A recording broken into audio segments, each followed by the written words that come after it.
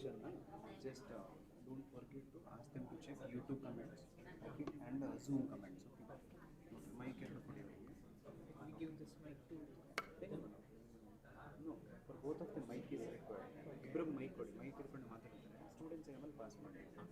ಈ ಕಡೆ sir they pass ಮಾಡೋ mobile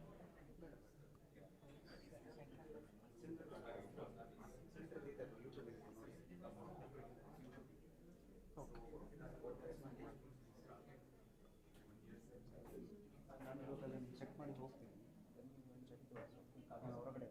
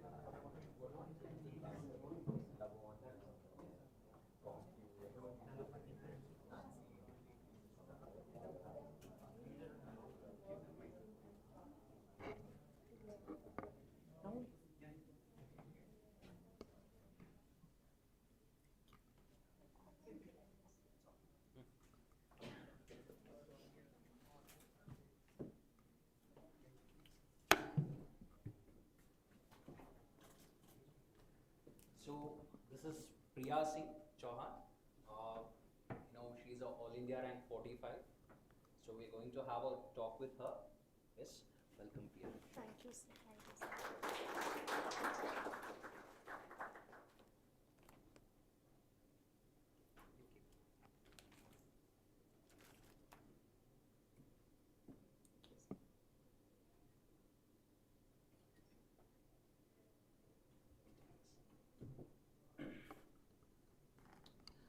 So she has attempted this examination several times before, and with work she has attempted it.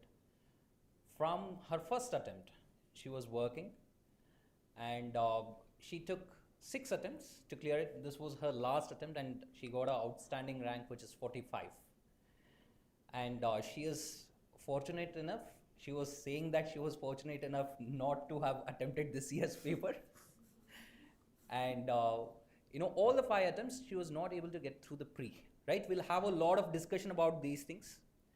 So we'll have a sort of a conversation. Towards the end, we'll have you ask some questions as well. So whatever doubts you have towards the end, you can ask them. Yes, Priya, welcome. Thank you, sir. So Priya, which was your optional? So anthropology.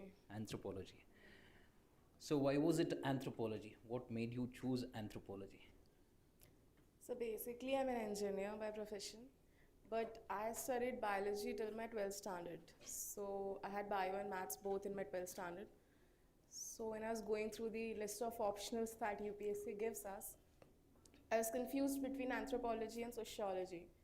So I thought my biology background may help me in physical anthropology and archaeology. So that was why I chose anthropology. Okay. Now, see, you have given 6 attempts, right? You have taken 6 attempts to clear this examination. How did you feel after, I would not say the first failure because, it will be the starting point. How did you feel about your 5th failure? Why? Because 6th attempt is the last attempt. And I think you have studied all the 5 years consistently. So how did you feel about your 5th attempt failure? So I think, sir, my 5th failure was 2024. And all the 6 prelims which I have written, I think 2024 was the easiest prelims which I wrote. Okay. But something went wrong inside that examination hall. I was not able to, because I lost my cool and my temperament was all over the place. So I think I failed in that examination hall itself. I was not able to manage my time properly, and I could not attempt few questions. So this is very hard to believe, but there were 8 questions which I could not fill in the OMR sheet. Oh. And 7 of them turned out to be correct with various coaching keys. So that was very heartbreaking for me. And when this year the results were announced, somebody said that you will not forget this result moment. Then I told them I will also not forget that 2024 ka result moment when prelims results were announced, because I with my few of my friends were sitting in a room and waiting for the results. There were 10 people in that room and 9 of them cleared prelims. I was the only one who couldn't clear. So it was very heartbreaking. Okay. Now, failure is not something everybody wants to talk about. So I wanted you to talk about failure first. Why? Because it is very much the part of the journey in this examination. So when you learn about the failures, it is easier for you to make the course corrections even as you prepare for the examination. That is the reason I started with that question. Okay. The next thing I want to ask you is, did you ever feel like quitting? Like, it's been a long journey, like 6 years. At some point or the other, you would feel like, let me quit it. I have a good job. So you are working as well. Yes. So I'll come to that part later. But did you ever feel like, let me quit it? Let me hang up my boots on this thing? Sir, I think after every failure, it used to be very devastating and very heartbreaking. But there was, I think, one thing that kept me going, that I used to miss prelims cutoff with a very less margin. So there was some sense of false hope that, maybe luck is not favoring me right now, but it will someday because I'm working really hard. and I'm missing by a very small margin. So, that this is the beauty of this exam, that everybody feels that you will clear it someday. So I think that is what kept me going. And I used to feel that I have given so much to this exam. Now, what's more? I have failed 5 times. Okay, we'll fail 6 times. So that is something which kept me going. So, can you tell me if there is a sign a student is supposed to look out for? I believe when I have put in the hard yards the first year, let's say I have studied for 8 hours straight every single day, all throughout the year, and I give the examination, I look for a signal. I need an outcome, right?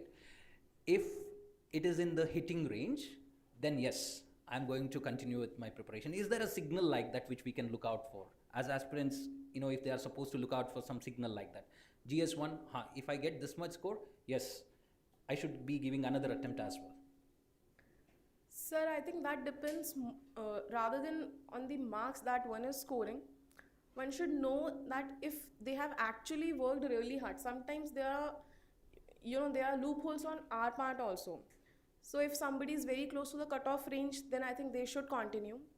Even if you're not close to the cutoff range, but you know that you haven't prepared that well, you haven't put in the hours required, or you haven't completed the syllabus completely, or you haven't done the PYQs holistically, then I think that is also a sign that if you have not worked hard, you will not clear this exam. So that is the bare minimum thing which is required. So I think these are the two things that one should look out for.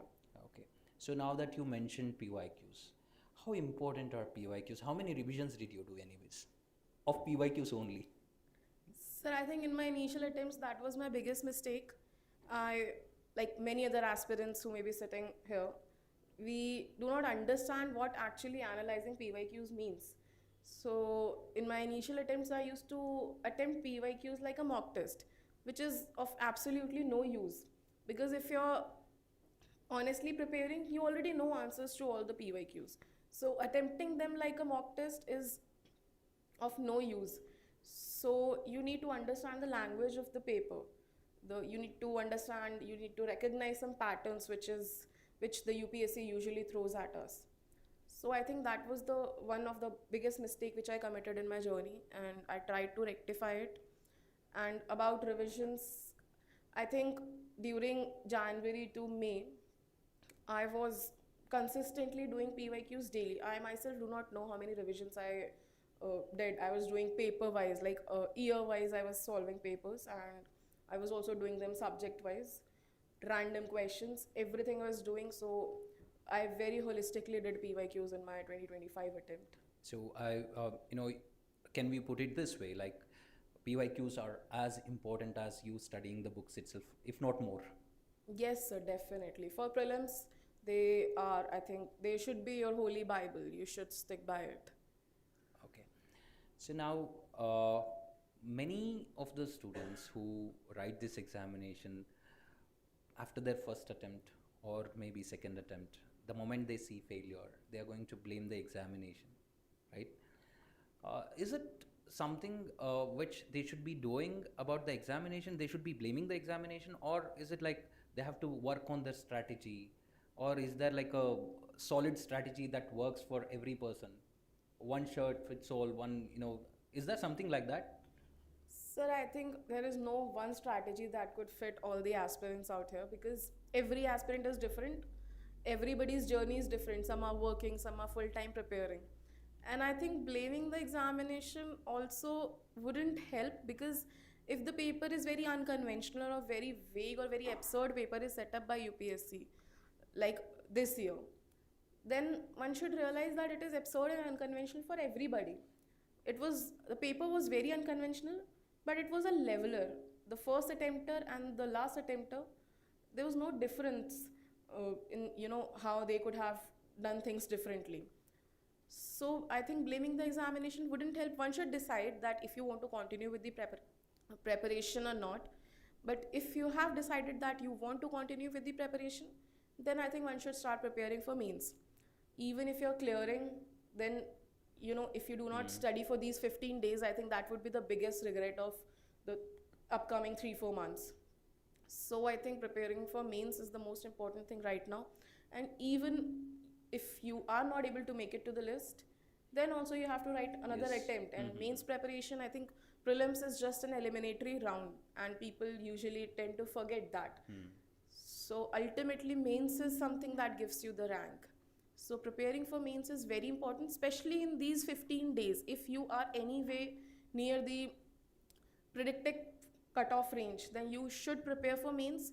If you want to take out some time for yourself, and if you're not able to clear prelims, then you can do that later on. But right now, those 15 days should not be wasted, because there will be people who will be preparing, Okay. who will be reading. So these 15 days, I think, should not be wasted if you're anywhere near the cutoff range. Okay. Now, when we look at the prelims of this year, so you just mentioned it is a leveler. People who have taken multiple attempts earlier, people who a person who's a fresher would look at the paper same way, right? It does not make much of a difference. Do you think a person who has been attempting last 2-3 times and looked at this paper will be much more devastated than a fresher whenever an unconventional paper comes? Definitely, sir. I feel when you're giving attempts after attempts, then the level of pressure increases.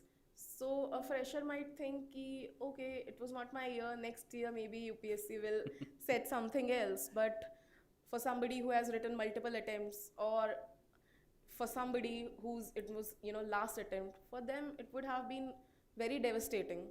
But if we just look at the paper from the academic point of view, then I think that wouldn't make much of a difference. If a fresher has studied very comprehensively for the exam, and a sixth attempter has also studied very comprehensively for the exam, then I think it was more of a But the sixth attempter has a lot more pressure to handle. Definitely, that would have made the situation worse, and it is very devastating for somebody who's who is writing his sixth attempt to the last attempt. For them, it would have been much worse. Say, for example, all these students out here, most of the people will be writing their, giving their attempt next year. We are in the month of May, right? They have one whole year. Now, after preparing for 1 year, some of the students might even decide, I'm not going to give the attempt this year. Maybe because I'm not well prepared, I'll give the attempt next year. How good is that strategy? Or should it be like, if you have prepared for 1 year, give an attempt already? Sir, I think you are never very well prepared for this exam. And the kind of paper UPSC is setting, I do not know if somebody was given 6 more months, what different they would have done. So I think that is, if you have prepared really well in the 1 year, then I think leaving the attempt is not a good option. One should write the paper if you have prepared well. And during this 1 year, seeing the level of paper which was set by UPSC, it shouldn't be like you are just preparing for prelims, because prelims is a very unpredictable stage, but mains is something you can very well prepare for, and mains is something which will give you the rank, or which will make you qualify the exam. So start preparing for mains, and prelims also side by side, but do not ignore mains. That is, if you want to give a serious attempt, then mains should not be ignored. So mains has a much more well-defined syllabus.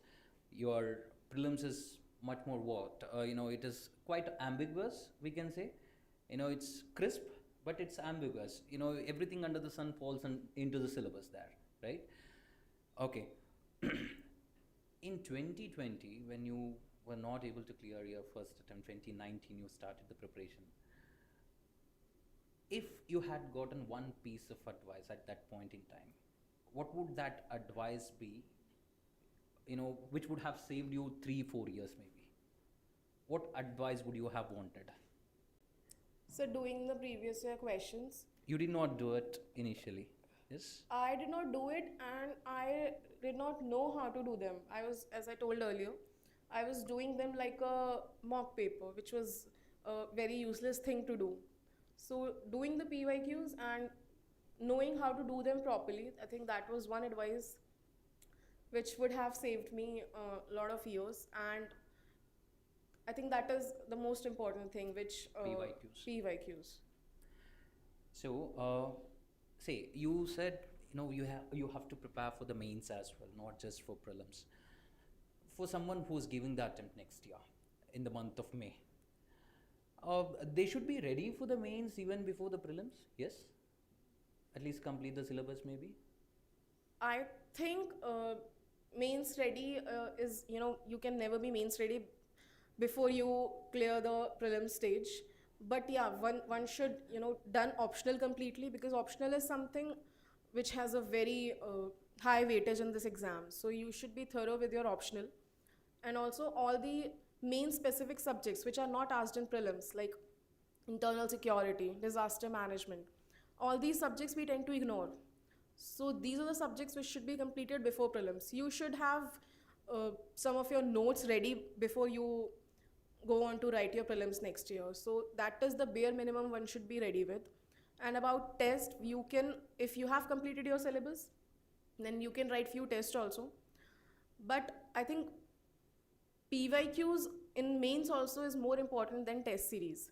So if you're done, if you have completed your syllabus, and if you want to start answer writing, you should start as early as possible. But in my personal opinion, writing answers before you have completed your syllabus, I think that does not yield much. So one reading of the syllabus should be done. After that, you can start writing PYQs. And once you have had a good knack of PYQs and you have written sufficient number of answers, then you can go on to write test series. Okay, all right. So you worked at the Home Ministry, yes? Yes, sir. All 6 years. Yes, sir. And you kept on working when you gave the attempts as well. Yes, sir. How many hours did you study on a regular basis? So, sir, I used to wake up at 4 because I knew that studying for me after my office would be very difficult. Because as I mentioned earlier, it's not just physically tiring, it's also very mentally tiring. Because once you are in the office for some 8 to 9 hours, lot happens there. So I knew that my most productive part of my day is morning. So I used to use my mornings very productively, as efficiently as I could. I used to wake up at 4, then 4 to 10 was the most productive part of my day. So those 6 hours, that study session, I used to do very efficiently. After that, during my office, whatever 1-2 hours I could, snatch time, I used to study for those 1-2 hours. There are few things which could be done in office, like I used to watch some video lectures or anything. That is how I used to use my office hours. And after my office, 1-2 hours. So basically 8 hours used to be my target. But yes, when the exam approaches, then those hours shoot up also. I have studied 12 hours also, 14 hours also, but that is something I don't think which can be done very consistently. You can study, you can increase the hours during the exam, but on a regular basis, 8 to 9 hours 8 to 9 hours. 8 to 9 hours, and mine was a 5-day working. So Saturdays and Sundays I tried to compensate for the lost hours during my weekdays. So I used to study for more number of hours during the weekends. What got cut out the most for you? Like social life, family time, what did you miss the most? Sir, I think both. But I wouldn't say that I used to isolate myself and I was doing everything consistently for 7 years. That is not humanly possible. I used to go out also, I used to go to my home also. I never missed any festival. I'm a very family type of girl. I used to cry if I'm not able to go to any festival to my home. But yeah, there were sacrifices which had to be made. I missed many weddings and all those social events. But I tried to maintain a balance as much as could be done. But sacrifices were important, especially if you're a working aspirant. I think the most challenging part is time crunch that you're facing. So it's difficult to go to office, then study, then also have a social life. That is difficult, but somehow you have to balance, because one thing which is most ignored in this journey is, I think, mental health. Nobody wants to talk about that. But after failing 5 prelims, I do not want to come to a platform and say that I was studying for 12 hours consistently for 7 years. that is not humanly possible. So yeah, there were ups and downs in the journey. There were sacrifices made, but I was not isolated, and I was not doing everything in a similar fashion for 7 years. It does not serve any purpose either. Like, staying isolated, it does not serve any purpose. It is going to make you, mentally weaker is all. Yes?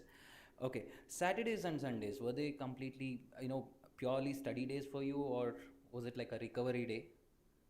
So mostly they were study days, because I always had this fear in my head that everybody else is preparing full time, and my ultimate competition are those people. So there was this fear in my head that maybe they have studied more than me on the weekdays, so I have to compensate for that. So it was mostly study days, but yeah, I used to take some days off also, especially after prelims failure, few days. So that is how I used to balance my time. So you said earlier to me that we have to study as limited sources as possible, referred to as limited sources as possible, and also something which is fascinating is that you did not take many tests also. Yeah. So how is it so different? Like most of the places, you have to write a lot of tests, like hundreds of tests people get into. And how many tests did you write actually for the prelims examination, and for mains, how many mocks did you do? So during my 2025 attempt, I think for prelims I wrote around 15 mocks. 15. Around 15 mocks for prelims. And for mains, I did not write many test series, but I was consistently writing PYQs. So getting into the mode of answer writing is important. And I somehow realized during all the prelims failures that for UPSC previous year questions are very important. If you're not writing some mock tests, that would be okay, but if you're not writing PYQs, that would hurt you in the long run. So I was writing PYQs. I used to, during my mains preparation, I used to complete one topic, then all the questions that were asked from that topic, I used to write those answers. We get many compilations for that, in which topic-wise segregation is done. So I used to pick up one compilation and write all the questions that were asked from that topic. So that is how my PYQs were done. And I wrote some tests. For anthropology, for my optional, I wrote many tests. I wrote 7 to 8 mocks during the prelims and mains. So during that period only? During that 70 days period, I wrote some 7 to 8 mocks for anthropology. And for GS, I think per GS, I wrote one test. For ethics, I think I wrote 2 tests.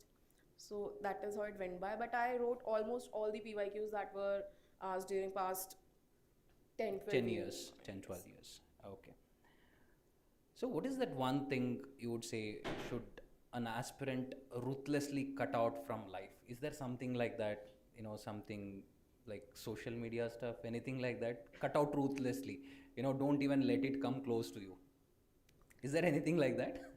Sir, I don't think I'm the right person to talk about this, because I did not cut out anything from my life. I was active on social media, but I knew how to balance all those. I knew how to balance all those things. I was always active on all the social medias, but days used to go by when I did not log in.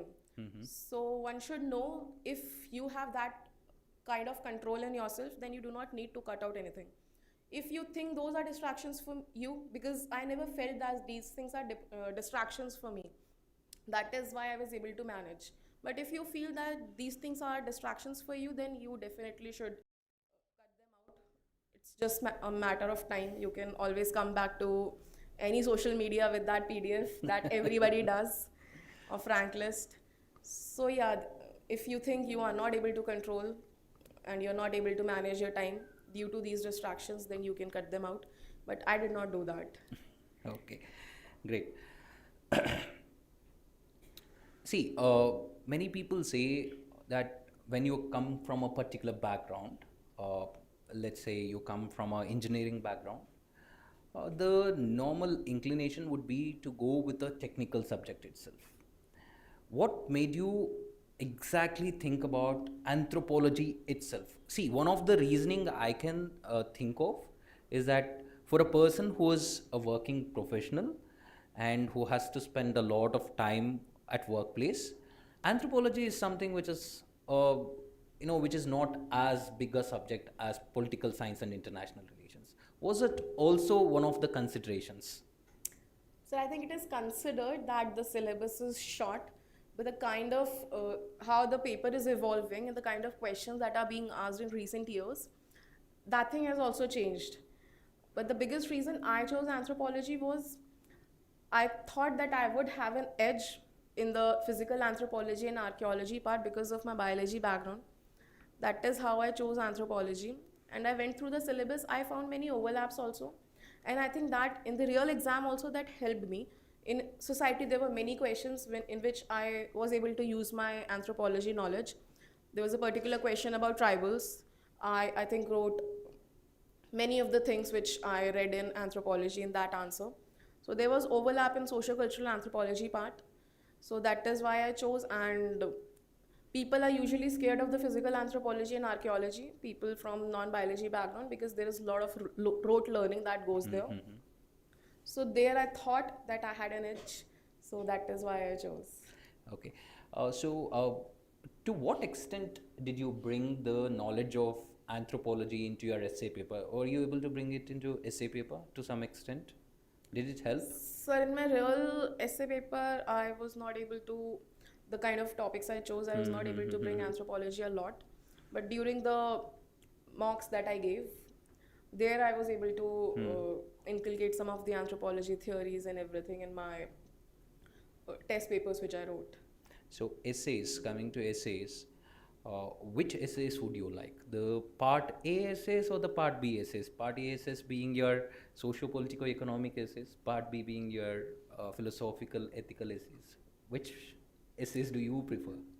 Sir, I think my genre was philosophical essays. I really liked writing philosophical essays. I inculcated a lot of ethics in my essays. So that is something I think that helped me.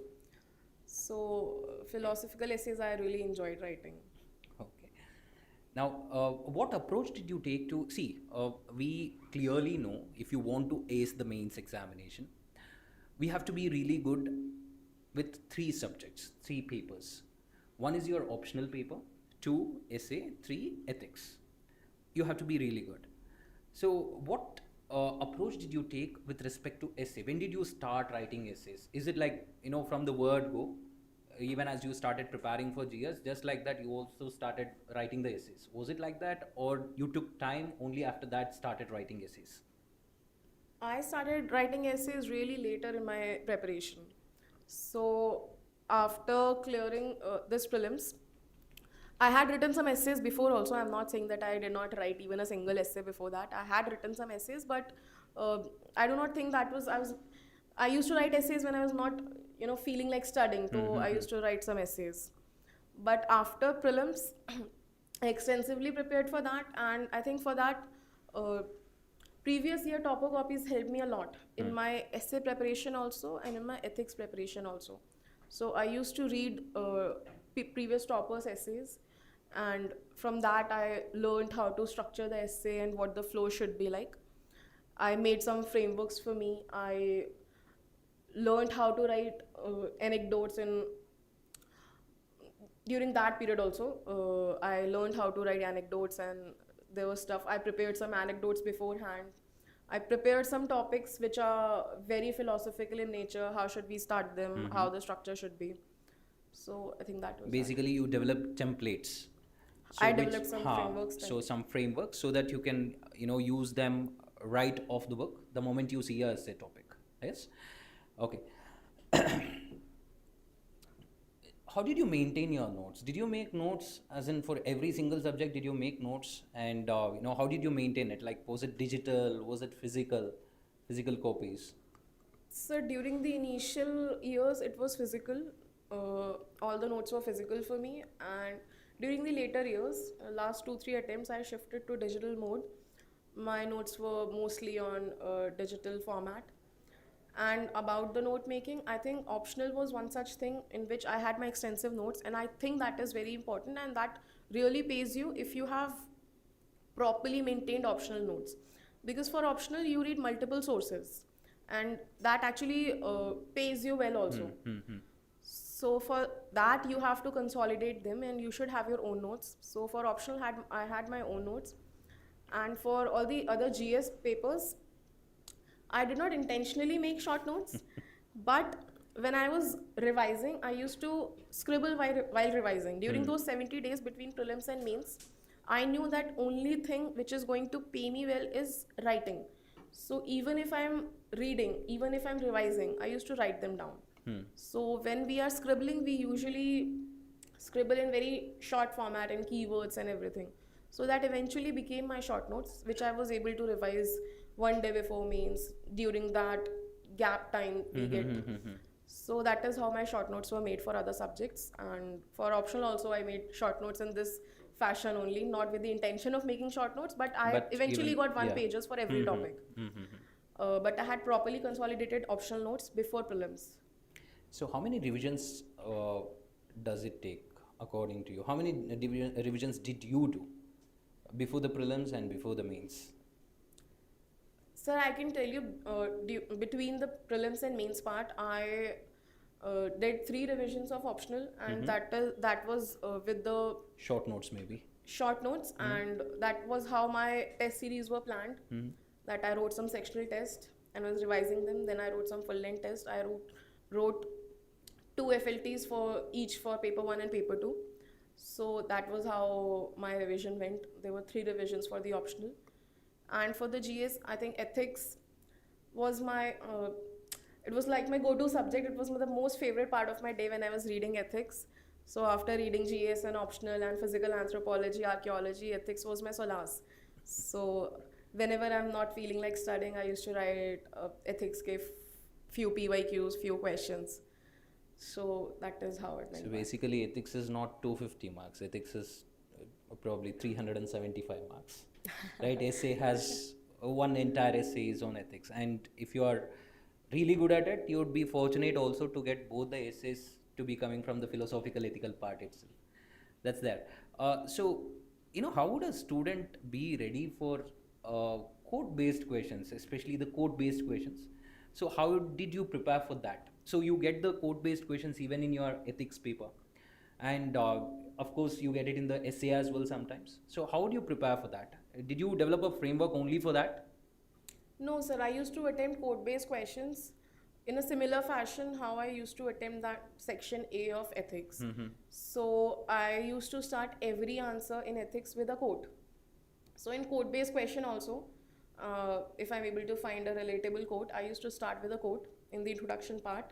And the way we break the question in other section A parts of ethics, I used to break the quote and then positives, negatives. That is how I went by in the body of the answer. And I used to try to conclude with a quote or some keyword. So that is how I attempted code-based questions. There was no separate strategy. Some people say they attempt code-based question very similarly to how essays attempted, but I think that didn't work for me. I attempted in a point-wise manner only. So same point-wise? Same point-wise. Okay. See, over the years, the kind of questions they are asking, they are more integrated. Like the lines are getting blurred between the subjects itself. So I feel like putting a question into economy, but then I read further, it goes into environment. That's how the questions have become. How do you approach such questions, right? Is there a way you study all these subjects in an integrated fashion?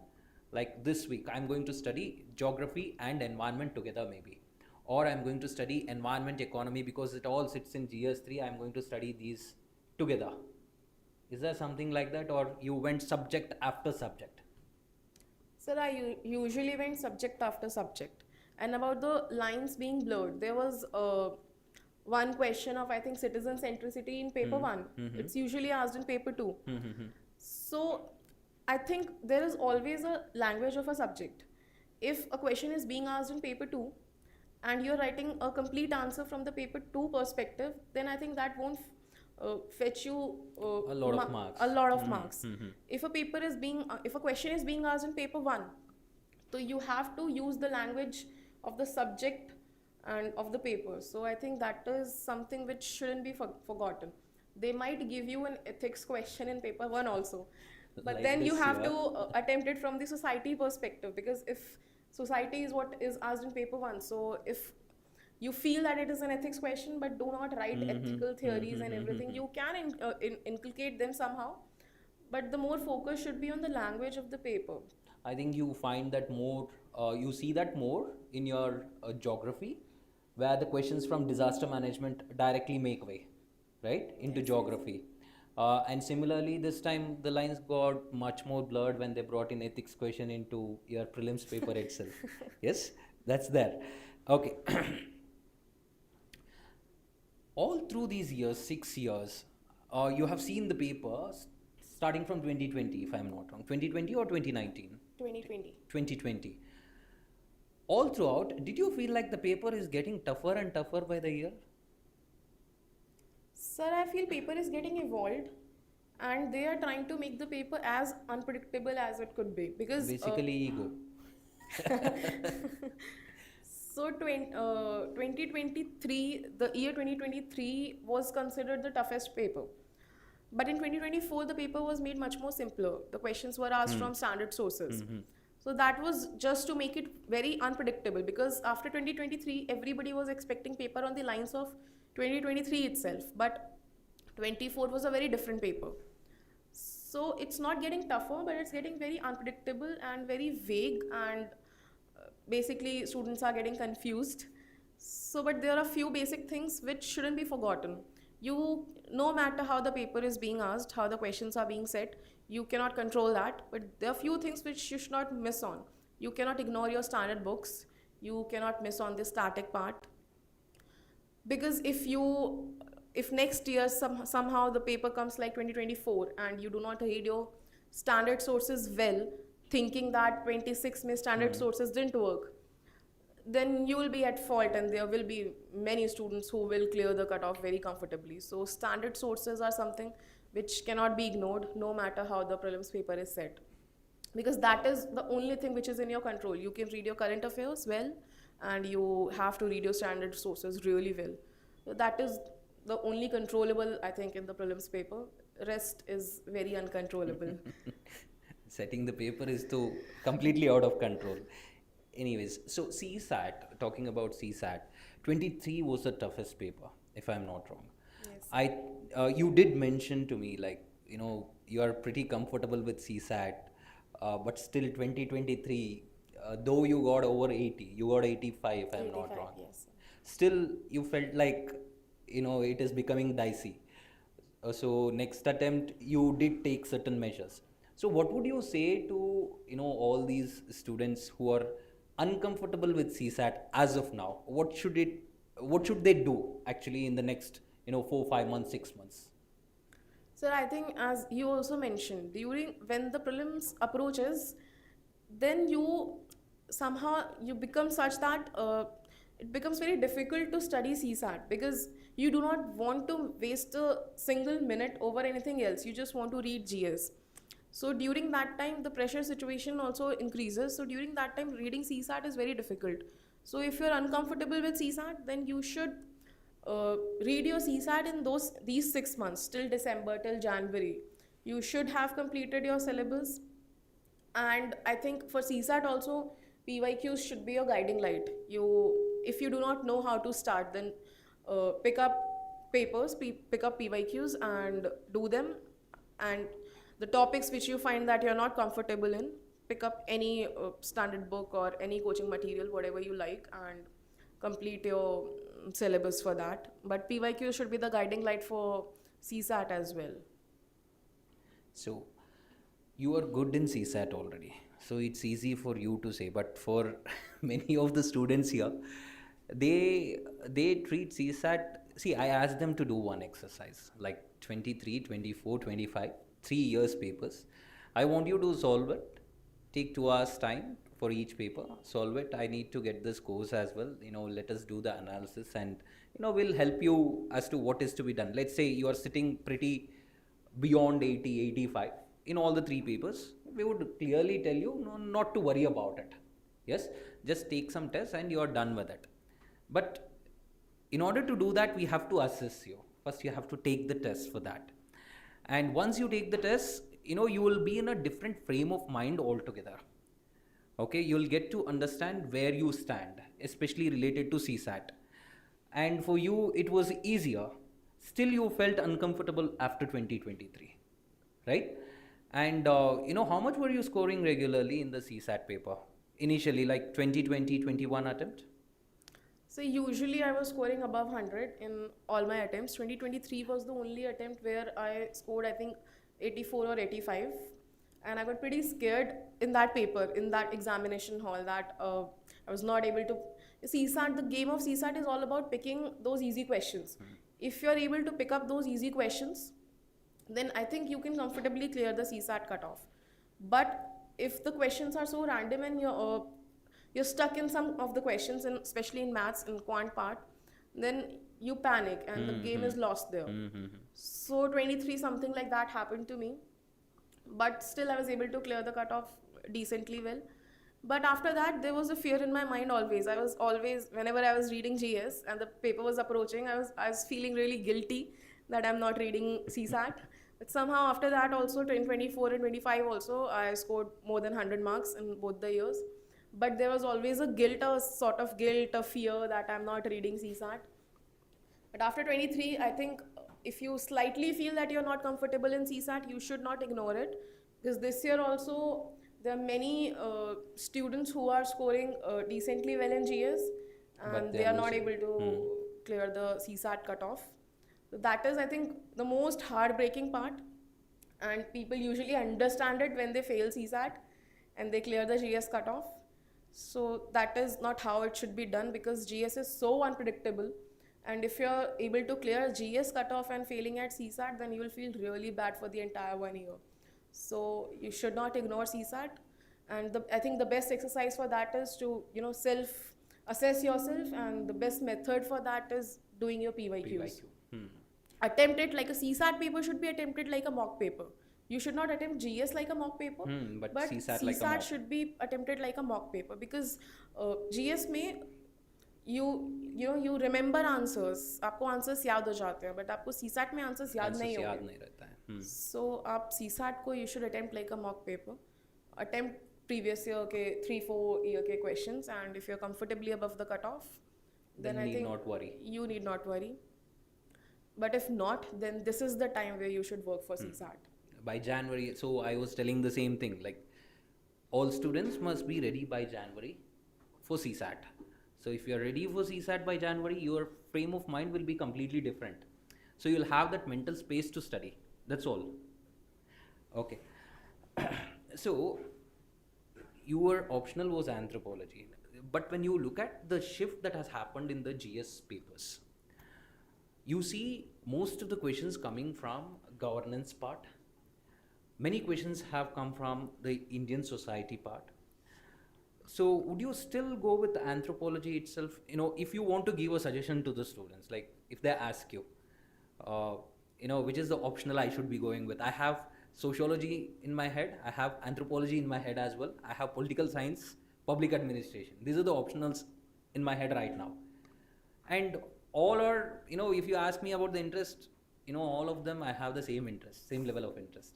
So which one would you suggest them to go with?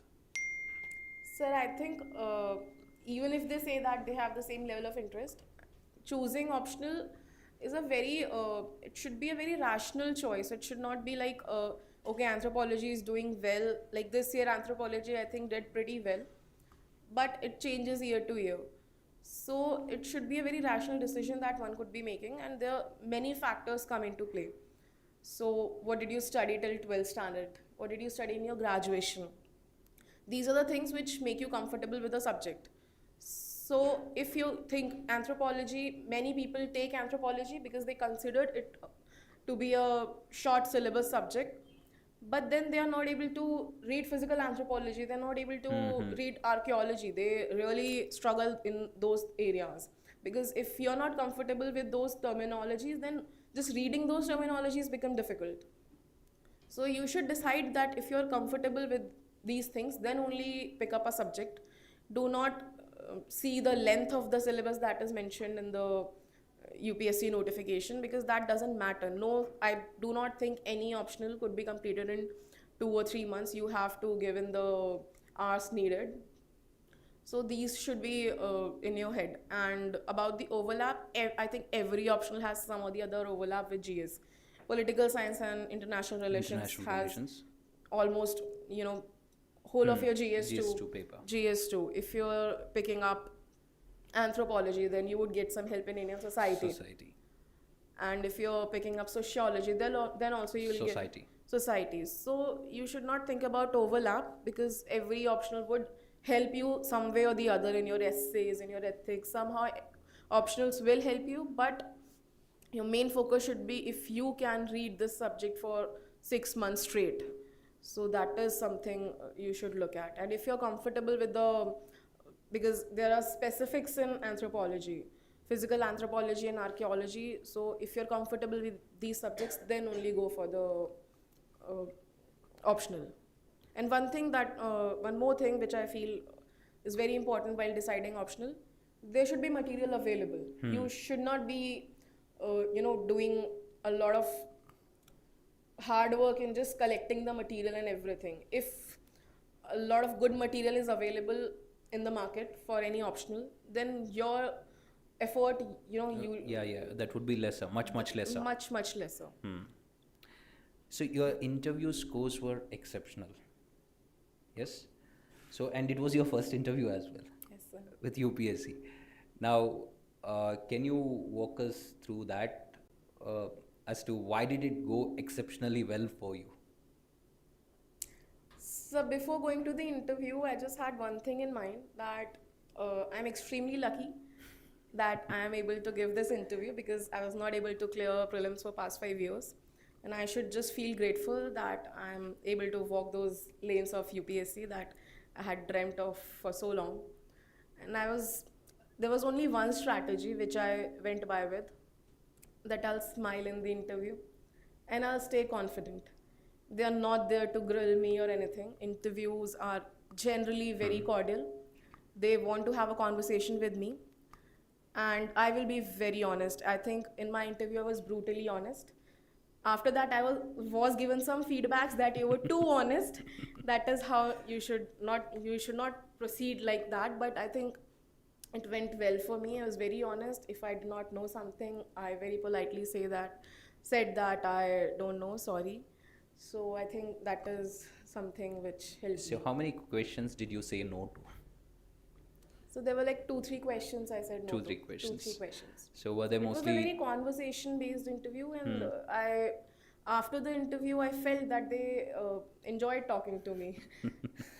That's good. So was there any one particular question that you think tipped the interview board like in your favor? Any question and your answer to it? So I think, sir, it was one of the last questions. So one of the member, he was a diplomat, he asked me, so I had recreational traveling in my hobbies, and my foreign services choice was pretty lower in the list. Okay. So he asked me, you like traveling and still you did not choose foreign services, so have you traveled internationally? So I said no to that. So then he asked me, if given a choice, which country would you prefer? So that was like a bouncer. So I just said Bahamas. He said, why? So I said it was my childhood dream. I watched the movie and I was very fascinated by the place. So it's like my childhood dream which I would want to fulfill. So everybody started laughing and they seemed pretty happy with this answer, that okay, she's honest. She's not trying to bring that a diplomatic angle here. She wants to fulfill her childhood dream. It's okay. Great. Wonderful. And finally, before we go to their questions, how important is the family support during this journey? Like, two things I want to ask you about. One is the family support. The other thing is about the motivation. So, first thing, you tell me about the family support. How important is it? Like, is it the most important thing, or is it something like even if the family is kind of supportive, but takes back the support after first year. You can still go ahead with it. What is it like? So during my journey, family support was very, very, very important. So since I was a working aspirant and time management was challenging for me, so my mother used to come to me. She used to stay with me in Delhi. So I think it was very important in my case. Everybody at my home was supportive. That is why my mother was able to come to Delhi and stay with me. But I think that should not be an excuse. If you really have that kind of motivation that you want to clear this exam, then even if the family is not supportive, you can go ahead. And the motivation is very internal. It comes with the clarity of thoughts. You should be clear that why you want to become a civil servant. If that question is clear, then I think you would not need to look for the external motivation. External motivation is not very long lasting. Today, some of you, I think even 2-3 of you get motivated by me. That will stay for like 2 days, 3 days. You will study for 16 hours a day. But external motivation does not last long. If you are internally motivated, then that is what sustains you in this journey. Especially in this journey, because it is, for most of the people, it is long, and endurance and perseverance is very important in this journey. So yes, that comes with the internal motivation, with the clarity of thoughts that why you want to do this. See, even for a person who has a lot of clarity of thought, still some of the days you would feel like it's becoming too much, right? So you will lose that motivation some other day. Like you have studied for 3 months straight, and after 3 months you feel like, okay, now this is getting too much. You lose that motivation. How do you come back to the study way, get back into the rhythm again? So is there some drill you have to do, like plan it like this? Every week I am going to plan, go bit by bit, or is it going to have a long-term plan and then work on it? What is it you do? Sir, I think burnouts happen with everybody. If after 3 months you feel that, okay, this is it, bahut ho gaya mera, so you should always remember that is happening with everybody. Whoever is going to get rank 1 this year, he'll also feel the same way. So you should not get demotivated by this, that okay, I'm not feeling like studying. You can take a day or 2 off, do whatever you like to do, because recharging yourself is also very important, because consistency is the most important thing in this exam. So if you have to sustain this journey for very long time, then recharging yourself is also important. Do whatever you like to do. You can go out, you can meet your family, your friends, whatever you enjoy, do that. Do not take guilt of that, because when we take too much guilt of not studying, then we end up wasting even more time. This is like a vicious circle. So you should try to not get trapped in that vicious circle. And also sometimes finding external motivation also helps. If you feel that you are extremely demotivated and you do not feel like studying, watch any motivational video for fun. That might bring your motivation back. But I think consistency is very important. Studying for 16 hours a day would not help you, but studying for 8 hours a day or maybe 6 hours a day for a year will help you more. So. Wonderful. So that was really great. And now, if any of you have any questions, right, you can raise your hand and you can ask the questions right away. Anything? Yes? You want a mic? Yeah, pass it.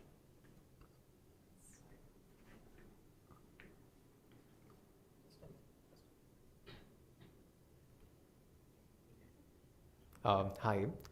So, of course, you've given the prelims multiple times, but you gave the mains only once. Did you notice a significant difference in your prelim score in the last attempt versus the previous ones? No, I think I was always missing the cutoff by a very small margin. That was the thing which kept me going. Ki, okay, not this year, maybe next year, because I'm very close. So there was not a very significant shift. I did score pretty well this year, but in other years also I was missing by a very small margin. So I wouldn't say that I drastically improved my marks. Understood. So as a follow-up to that, so you got an All India rank of 45, which is incredible. So in that particular case, would you say that maybe your prelim score of anyone is not a good predictor of their mains performance? Definitely, those two are very different games. So people usually, when they are not able to clear prelims for multiple times, they usually get stuck into that prelims preparation only. They get really scared by prelims. So the entire year they are just reading for prelims. But that is not something which should be done. And seeing the unpredictability of the exam, there's not much you can do about the prelims. You have to do some bare basic things like reading your standard sources and following current affairs. Other than that, your mains preparation should be solid. So mains is something which is anyway going to give you the rank. So even if you're not clearing prelims, your focus should be on mains preparation. Take this as an opportunity that maybe I got more time to prepare for mains. So yeah, preparing for mains is very important, and it's very different from prelims. People usually say that preparation is very integrated. Yes, it is integrated because the kind of subjects are very similar, but it is very different also. And when you write mains, then you have to read polity from a different perspective. We usually do not read case laws, judgments, these things in prelims, but we have to write these things in mains. So it becomes different. The subjects itself become different. So yes, mains preparation should not be ignored. Good afternoon, ma'am. Good afternoon. Ma'am, was your optional same since the journey of your preparation of 6 years, ma'am? Yes, my optional was same. Since I did not get the chance to write mains, so there was no point in changing the optional. So I knew that I have put in a lot of effort in anthropology, and I have still not gotten the chance to write it. So I stuck to that optional, and I think I scored pretty decent in my optional. So yeah. Ma'am, what would be your suggestion to the aspirant who would like to change their optional after 1 year?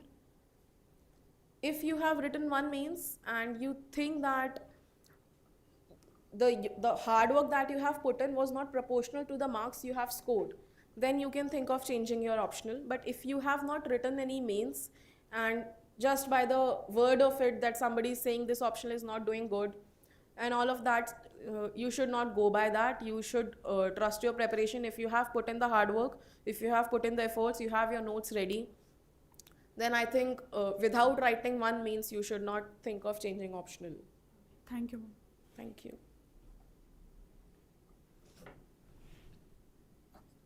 Good afternoon, ma'am. Good afternoon. I wanted to ask questions related to mains writing and language proficiency. So the first one is use of polemical devices such as narrative, analogies, or rhetorics. How could these be better compared with objectivity in the answer? See, objectivity is paramount. If you're not hitting the demand of the question, then no matter how beautifully and you write all these things, it would not fetch you marks. So as I mentioned earlier, every paper has its own language. If you're writing economy answer, there is a definite language to economy. There are keywords which should be used. If you're writing polity answers, there are polity specific keywords. If you're writing disaster management answers, there are disaster management specific keywords which should be inculcated in the answers. But hitting the demand of the question is something which you cannot falter upon. So first you have to understand that if you're just beating around the bush and not writing what the examiner wants to know, then you would not get marks. So you have to balance both these things. Substantiating the answer is very important. My strategy was to write as many substantiations for every point as I could. If I'm writing 10 points in a 10 marker, so with every point I used to give one example, data, anything, whichever was possible, whichever was subject specific. So it is important, but even before that, writing those 10 points and relevant 10 points is more important. So even if you write less examples, but you're writing good points, you could score. But if you're writing irrelevant examples, irrelevant data, irrelevant committee recommendations just because you know them, then that won't fetch you marks. I also wanted to ask about the choice of words that should be used. like ornamental words versus the words which preface brevity. Which kind of words are better suited in writing mains answers? See, I feel ornamentation does not help in the mains answer writing. You have to hit the demand of the question and you have to use very subject specific words. For example, in economy you are writing, you have to use words from economic survey, from budget. So that is how it should be done, but otherwise beautifying the answers with very difficult words or very flowery language, that is I don't think that helps. I wanted to ask, like if certain terms do not preface the recommended language, like debris of Indian Constitution. So, like if you wanted to explain something of a institutional, something institutional lack of something sort of that, and if you use the words like debris of Indian Constitution, so is that something that is rewarded in the writing practice or not? I do not think that is rewarded. Your language should be such that that you're using basic keywords, which is somewhere out of the academic textbooks. So that is what you should stick to. And any keyword which you think might be offensive or which is controversial should be avoided. So your answer should be such that you have to keep them crisp, but you have to inculcate, you have to substantiate. If you want to beautify your answers, then rather than going after the language, you should go after the content. Add as many committee recommendations as you want to add. For example, if we are talking about paper 2, add as many case laws, committee recommendations, any data, that will beautify your answer more rather than going after the language. It's not a test of language. Thank you, ma'am.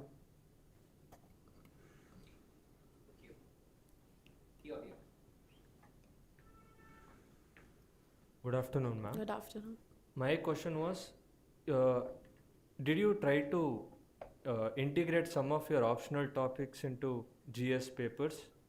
And like, how did you prepare optional? Did it go hand in hand with your general studies study, or did you separate it entirely?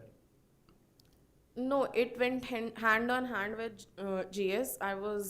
My day usually went by like this: half of the time was given to optional and half was given to GS.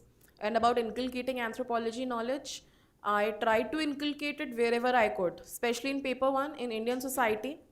I used anthro knowledge, and especially in and also in GS4 ethics, I threw some of the scholars' names here and there wherever I could. And in this year in society, there was one question asked from tribals. I used anthropology knowledge very extensively in that. So yes, you can use your your optional knowledge in your GS papers, but it should not look like an optional paper. So you have to draw the line where it should not look like an optional paper. Otherwise, you can use your anthropology or whatever your optional is. You can use that optional knowledge in your GS answers as well. In essay, in ethics, you can extensively use, if somebody's optional is anthropology, you can extensively use anthroca knowledge in your essay and GS4. In society also. So that is what. And how did you prepare for your interview? Like, did you go anywhere else, or did you just give your interview directly like that? No, I attempted few mocks, but my interview was in the initial first phase. So I did not get much time to prepare for interview. I did some basic things which are told by all the previous toppers. So I was reading 2-3 newspapers daily. I listened to some podcasts which were recommended. So that is what I did, and I attempted few mocks at some of the coaching institutes. I was told just one thing, that it's not a test of your knowledge, it's a test of your personality. The knowledge has already been tested, and about your personality, there's not a lot that you can change. And like, I was given almost 1 week, 10 days ka time. So you cannot change your personality in 10 days. It is what it is, but you should be able to, present yourself in that manner. So that is what I did. Confidence is very important when you're going for the interview. And you should you cannot change your personality, but it should appear pleasing. So you have to, and you should not bluff. So those were the few things which I kept in mind and went for the interview. I think most of them missed out on one thing. The last part I wanted to ask you before we wind up this session is related to current affairs. All right. So most of the people think that they have to start with the newspaper from day one. Even the freshers, they believe that we have to start with the newspaper because that is the popular notion as well. So if you're preparing for civil services, it means you have to study the newspapers. When do you think is the right time to start, going through the newspapers, spend, significant amount of time? When I say significant amount of time, maybe somewhere around 1.5 hours per day on newspaper. When is that time you have to start doing it?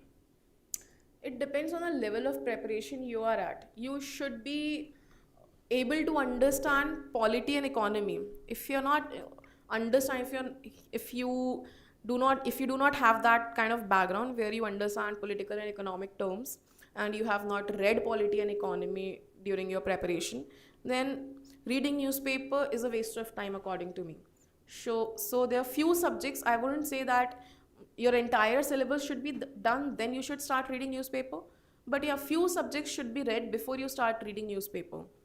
And in those few subjects, I think polity and economy are the most important. After that, you can start reading newspaper. And if you want to make notes out of newspaper, make them only if you feel that you can go and revise them. If you're making, there are people I have seen who make like 2 big registers for 1 month. You can never revise them. It's not humanly possible. So there was one mantra which I followed during my entire journey. And I think because of my job became my blessing in disguise. I had very limited time. So I knew that I have to use it very efficiently. So I did not read anything which I could not revise. I had never picked up any resource. If I knew that I cannot revise it before the exam, then it's a waste of time. I would rather read my Lakshmikant than reading anything new, because I cannot revise it again. So that is something that one should follow. If you think that you can revise your newspaper notes, then go ahead, make them. If you feel that they'll just be lying around and you cannot revise them, then there is no point, because the coaching industry is already doing that for you. They are making compilations, they are coming up with yearly compilations, with monthly compilations. You will eventually get them. But still, if you want to make that effort, go ahead. But just ensure that you are able to revise that. Otherwise, it's of no use. You'll just be wasting your time in making those notes. But yeah, reading newspaper is important. But I don't think...